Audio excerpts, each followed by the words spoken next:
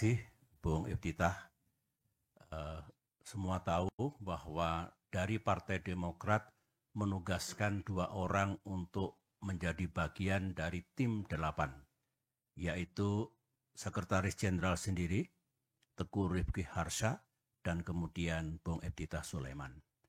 Mereka bekerja siang dan malam, hampir setahun, maraton, tentu di bawah supervisi Ketua Umum selaku Wakil Ketua Majelis Tinggi Partai, dan puluhan kali bertemu dan bersama-sama dengan Capres Anies Baswedan. Dan kalau saya ikuti, kerja ini tidak mudah. Banyak sekali hambatan dan tantangan. Tetapi belakangan kelihatan progres yang memberikan harapan sebelum kandas dan terhempas 3 hari yang lalu. Para anggota Majelis Tinggi, para kader Demokrat, dimanapun saudara berada, saya sangat mengerti perasaan, emosi para kader. Saya minta, mari kita tenangkan hati kita, pikiran kita. Ini bukan kiamat. Ini bukan akhir dari perjuangan kita. Bukan. Ini harus kita maknai sebagai ujian dan cobaan yang harus kita hadapi dan kemudian kita atasi. Ingat, sesudah kesulitan atau di balik kesulitan ada kemudahan. Fa inna ma'al yusri yusra. Betul, fa inna ma'al yusri yusra.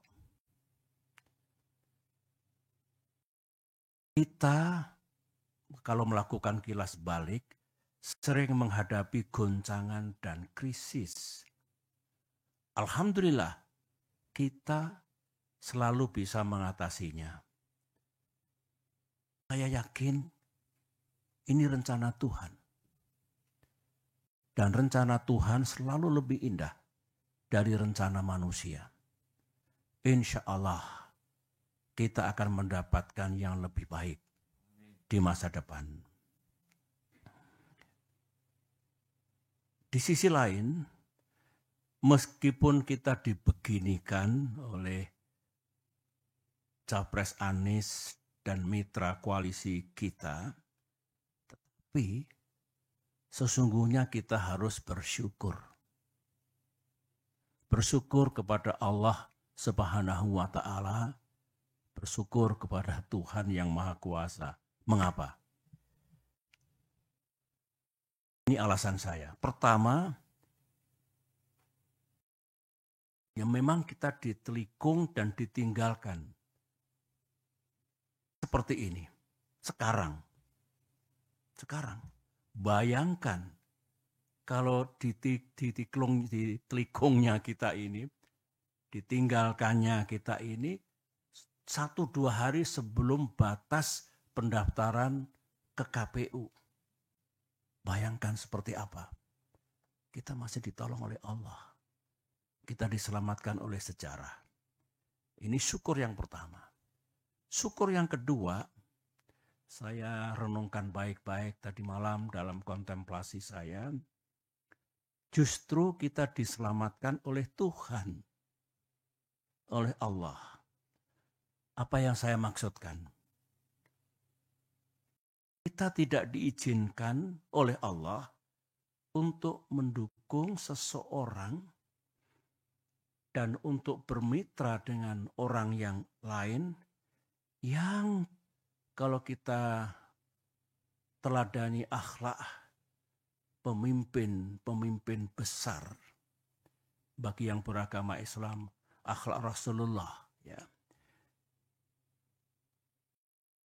Yang kita rasakan sekarang ini, mereka tidak sidik, tidak jujur, tidak amanah. Berarti tidak bisa dipercaya dan mengingkari hal-hal yang telah disepakati. Tidak memegang komitmen dan janji-janjinya.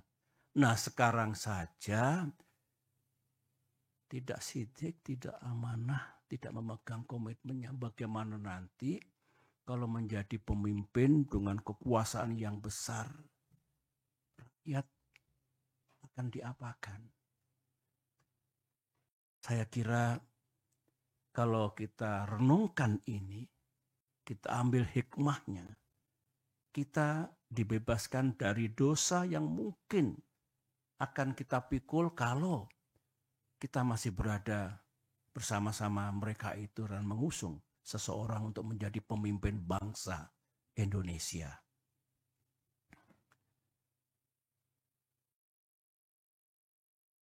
Selain itu, kita ternyata juga tidak diizinkan untuk berkoalisi dengan seseorang yang sejak awal sudah melanggar dan mengingkari kesepakatan. Tertulis dalam kesepakatan koalisi, menjunjung tinggi prinsip kesetaraan, equality, dan kesetaraan. Ulangi, kesetaraan, equality, dan keadilan. Saya ulangi.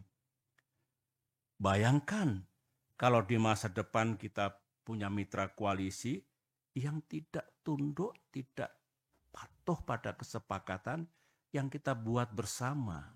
Terima kasih sudah nonton. Jangan lupa like, subscribe, dan share ya.